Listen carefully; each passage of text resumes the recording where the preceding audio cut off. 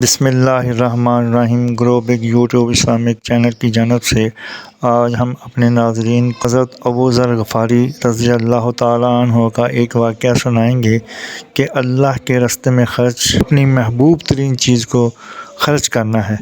ایک شخص قبیلہ بنو سلیم سے حضرت ابو ذر غفاری رضی اللہ تعالیٰ عنہ کی خدمت میں حاضر ہوئے اور یہ تمنا ظاہر کی کہ آپ کی خدمت میں رہنا چاہتا ہوں تاکہ آپ کے فیوز سے استفادہ کروں۔ میں آپ کے چرواہے کی مدد کرتا رہوں گا اور آپ کی برکات سے فائدہ بھی حاصل کروں گا۔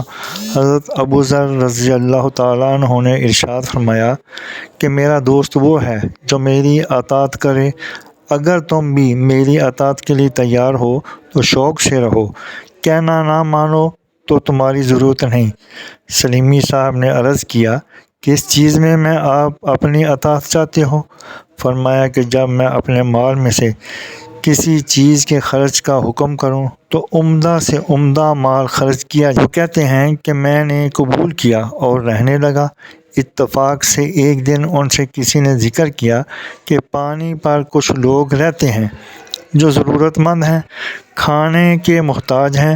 مجھ سے فرمایا ایک اونٹ لے آؤ۔ میں گیا، میں نے دیکھا کہ ایک بہت ہی عمدہ اونٹ ہے جو نہایت قیمتی کارآمد اور سواری میں متی۔ میں نے حسب وعدہ اس کو لے جانے کا ارادہ کیا، مگر مجھے خیال ہوا کہ غرباء کو کھلانا ہی تو ہے اور یہ اونٹ بہت زیادہ کارآمد ہے، حضرت کی اور متعلقین کی ضرورت کا ہے۔ اس کو چھوڑ کر اس سے ذرا کم درجہ کی عمدہ اونٹنی جو اس اونٹ کے علاوہ اور باقی سب سے بہتر تھی لے کر حاضر خدمت ہوا۔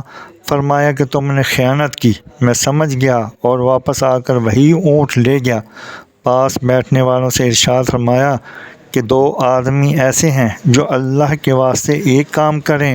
دو آدمی اٹھے، انہوں نے اپنے کو پیش کیا، فرمایا کہ اس کو ذبح کرو اور ذبح کے بعد گوشت کاٹ کر جتنے گھر پانی پر آباد ہیں ان کو شمار کر کے ابو ذر رضی اللہ تعالیٰ عنہ کا یعنی اپنا گھر بھی ایک عدد ان میں شمار کر لو اور سب کو برابر تقسیم کر دو۔ میرے گھر بھی اتنا ہی جائے جتنا ان میں سے ہر گھر کو جائے۔ انہوں نے تعمیل ارشاد کی اور تقسیم کر دیا۔ اس کے بعد مجھے بلایا اور فرمایا کہ تو نے میری وصیت عمدہ مال خرچ کرنے کی جان بوجھ کر چھوڑی یا بھول گیا تھا؟ اگر بھول گیا تھا تو معذور ہے۔ میں نے عرض کیا کہ بھولا تو نہیں تھا، میں نے اول اسی اونٹ کو لیا تھا، مگر مجھے خیال ہوا کہ یہ بہت کارآمد ہے، آپ کو اکثر اس کی ضرورت رہتی ہے، محض اس وجہ سے چھوڑ دیا تھا۔ فرمایا کہ محض میری ضرورت سے چھوڑا تھا؟ عرض کیا کہ محض آپ کی ضرورت سے چھوڑا تھا۔ فرمایا اپنی ضرورت کا دن بتاؤ۔ میری ضرورت کا دن وہ ہے جس دن میں قبر کے گڑھے میں اکیلا ڈال دیا جاؤں گا۔